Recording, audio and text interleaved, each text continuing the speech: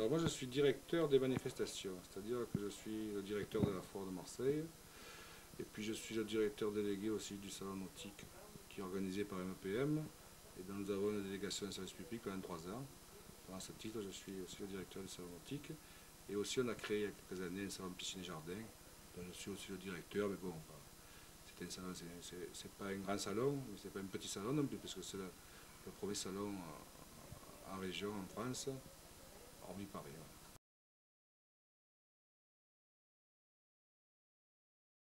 Ça fait longtemps que je suis à Safim, puisque je crois que je dois être certainement le plus ancien maintenant. Et c'est vrai que la foire a subi des évolutions, quand, dans les années 80, c'était une foire qui était très industrielle et très mécanique, machine-outils, et beaucoup de produits pour les commerces et les artisans. Il y avait aussi une partie d'équipement de la maison, il y avait aussi des bateaux, des caravanes, des camping-cars, mais l'évolution de l'économie et l'évolution des foires font qu'aujourd'hui la foire est surtout tournée vers l'équipement de la maison, l'artisanat du monde, les pays étrangers, la gastronomie. Pour compléter tout ça, il y a certainement un gros secteur associatif, loisirs et culture qui se développe chaque année un peu plus.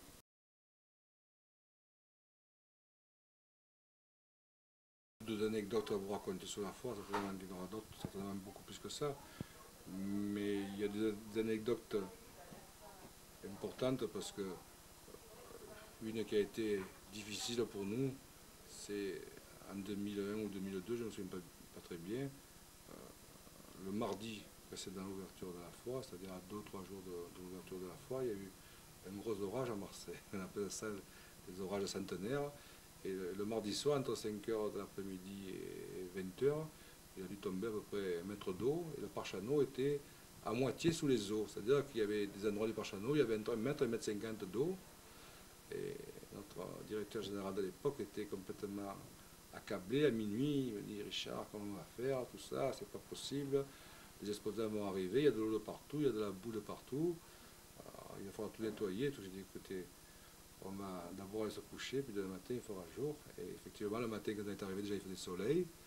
L'eau était partie, il restait bien sûr les résidus de boue, des produits qui étaient abîmés, les cartons qui flottaient, tout ça.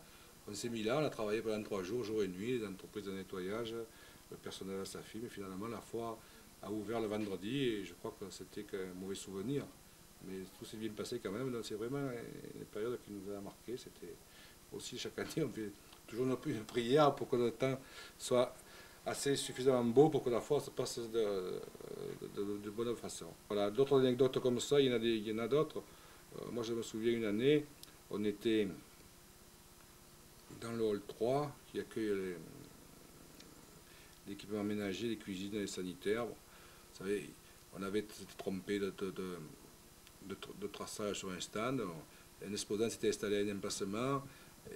L'exposant qui est à côté est arrivé que la veille de l'ouverture. Ça a fait bien sûr la discussion, le ton un peu monté. Puis bon, finalement les choses se passent, chacun s'arrange un peu comme ça. Mais il y a toujours des anecdotes malheureuses, je ne préfère pas les raconter parce qu'il vaut mieux qu'on les oublie.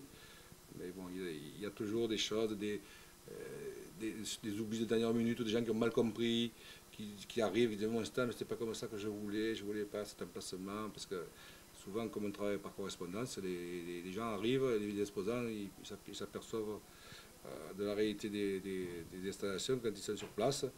Mais bon, on est là c'est pour ça que les derniers jours, c'est le coup de feu, parce qu'il y a tout un tas de questions, de réponses à donner aux exposants, et je sais que tout le personnel de la SAFIM qui travaille pour la foire, il faut vraiment les remercier parce que la dernière semaine est très difficile pour eux.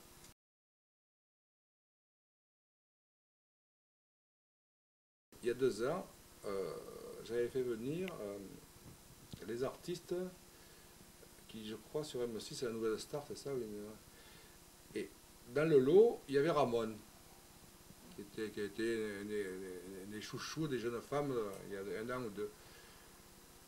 Et en parlant comme ça, ils étaient à Marseille et Ramon il me dit, on parle de football. Et il me dit: tiens, moi je suis passionné parce que je suis de Barcelone, tout ça, j'aime bien aller au foot, tout ça. Et il me dit: mais il y avait un match de Coupe d'Europe ce soir-là. Il me dit: ah, j'aurais bien aimé aller au stade, mais bon, c'est plein, je sais que c'est un guichet fermé, tout ça. J'ai dit: attends, je vais te faire un plaisir, je vais te trouver une place. Et 1 heure après, je suis revenu avec une place. Mais c'est des anecdotes parce que je n'avais pas prévu déjà de rencontrer Ramon, de lui parler de ça, lui de me parler de football.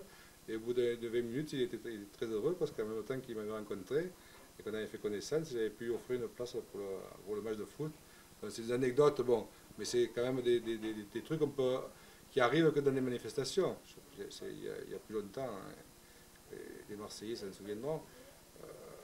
C'était dans les années fin 90, début 2000.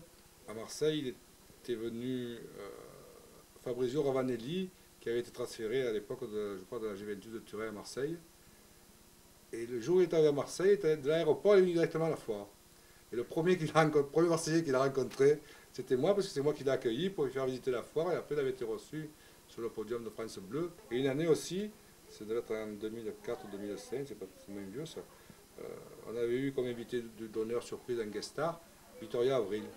Et Victoria Avril, j'étais allé la chercher à la gare, je l'avais amenée à son hôtel, à ma voiture perso. Après, elle était venue ici, elle avait mangé avec nous le soir. Et le lendemain, j'avais convenu avec elle de la ramener, de la chercher à l'hôtel vers les midi et de la ramener à la gare Saint-Charles pour prendre un TGV pour rentrer sur Paris. Donc c'est quelqu'un de très sympathique, en plus, avec qui on avait rapidement lié connaissance assez facilement. Et quand je l'ai ramenée à la gare Saint-Charles, je la laisse devant un passage rapide, elle me dit, mais tu as mangé? Je dis, non, non, je n'ai pas mangé. Elle me dit, bah, va garer ta voiture, je vais à la cafétéria, je prends 2 plateaux repas, puis on mange ensemble, et après c'est des anecdotes, parce que bon, je ne m'attendais pas à ça.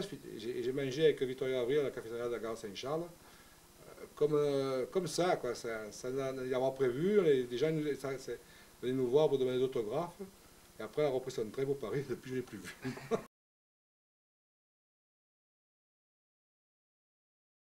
Ah, moi je l'aime parce que je crois que j'y suis né. C'est tout, hein. Ça fait depuis 1972 que je suis ici. Moi, je l'ai connue jeune. Je la connaissais avant parce que mes parents avaient un atelier de menuiserie près du parc Chanot. Et quand j'étais jeune, déjà, mon père, j'entendais, je vais travailler à la foire, je vais monter des stands, je vais livrer du bois, je vais fabriquer des stands, puisqu'à l'époque, tout était en bois. Donc, depuis que que j'ai 4-5 ans, j'entends parler de la foire. Donc, c'est vraiment une vraie histoire qui dépasse le cadre professionnel, la foire, pour moi. Je crois que c'est vraiment la raison la plus profonde qui me fait aimer la foire, c'est ça. Après, c'est tout le reste, mais tout le reste, il est venu au fur et à mesure. Mais je pense que c'était déjà dans ma jeunesse et j'ai toujours vécu avec ça jusqu'à aujourd'hui, hein.